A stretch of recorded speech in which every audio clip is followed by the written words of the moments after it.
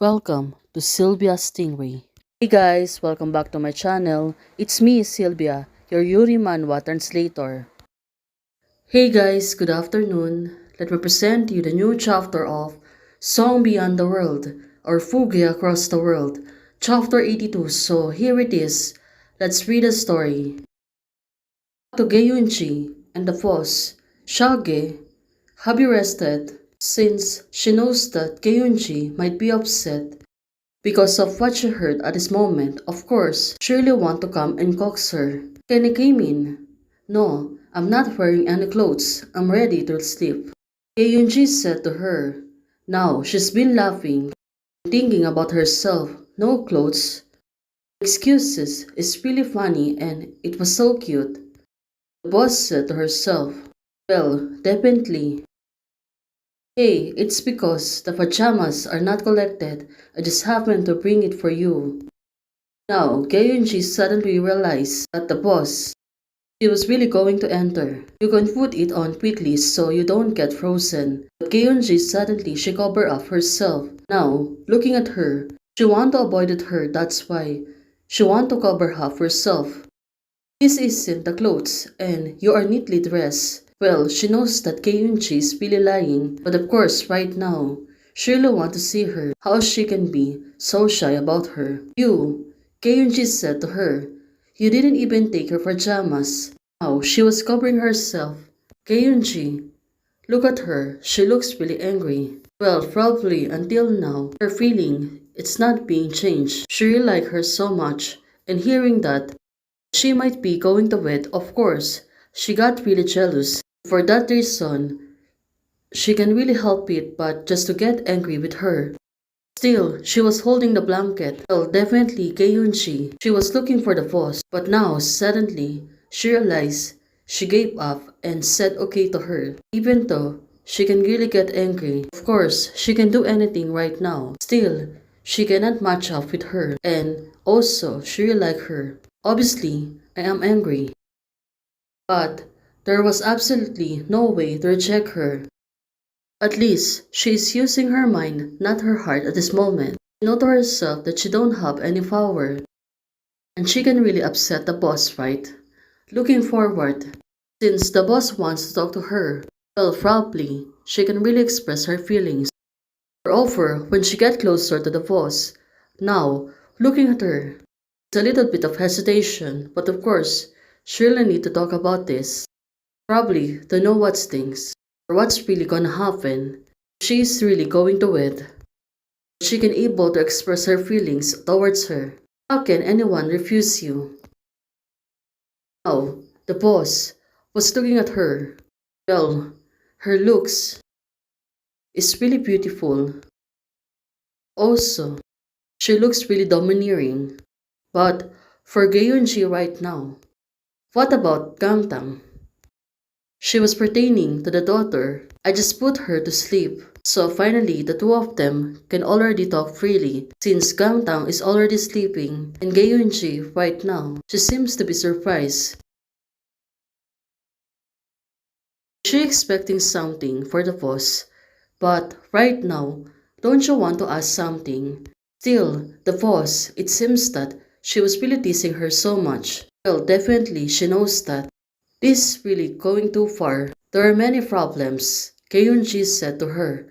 I don't know where to ask. So it turns out she really got worried about everything since the situation is really getting complicated. Her feelings is not really finally expressed.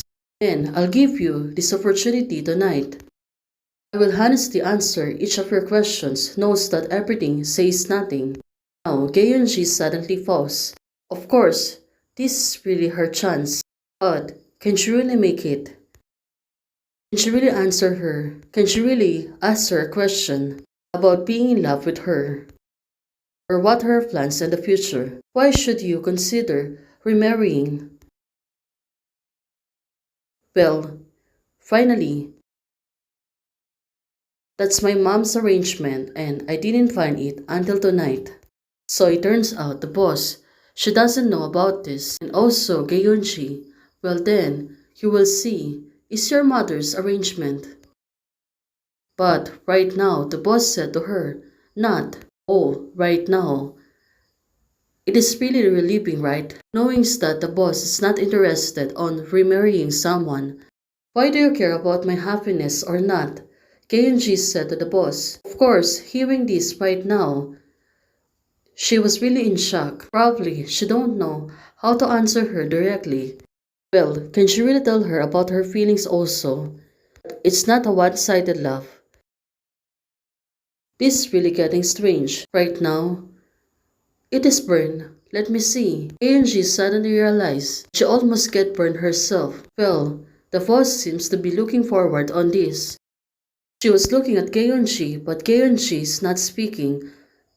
But only she grabbed her hands and put it on her face. Well, what is she trying to do? Is she trying to feel her? Well, definitely it is really working right now. Because their feelings is really getting strange. And now, the boss, she really got boss. She was only looking at Keonji. This thing, this is really surprising. But also, Keonji, she is really a tricky person. It's like the fabrication is really against the boss. Just to see her feelings. The boss said to her, yes. Looking at her, her face is really turning red. Probably because Keonji, it's like she was really teasing her so much. It was a cool, soft, and very comfortable. Now, the boss, finally teasing Geunji. Now, she is also blushing. Ah, she is pinching my ears, Geunji said to her. Right now, she got a feeling of getting estranged. The boss right now, that questions just now. Because you are my important, competent employee. Oh, that was really teasing, right? Geunji hears that, of course. She only thinks that she treated as employee.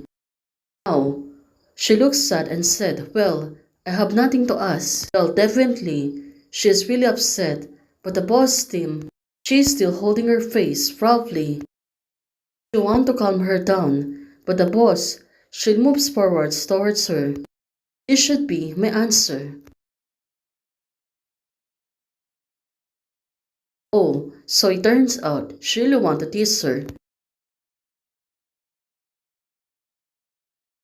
I will tell you. Goyunji, she became boss. The boss said, even if you are not my employee. Oh, let's see on what will happen next. This thing, they really tease us. This ship is really getting better. Let's wait for next week update. Hey guys, thanks for watching. If you like the video, please don't forget to like, share, and subscribe. Membership is already open. For those who want to support, you can support me by joining the membership or you can directly support me by Ko-Fi. Thank you, bye!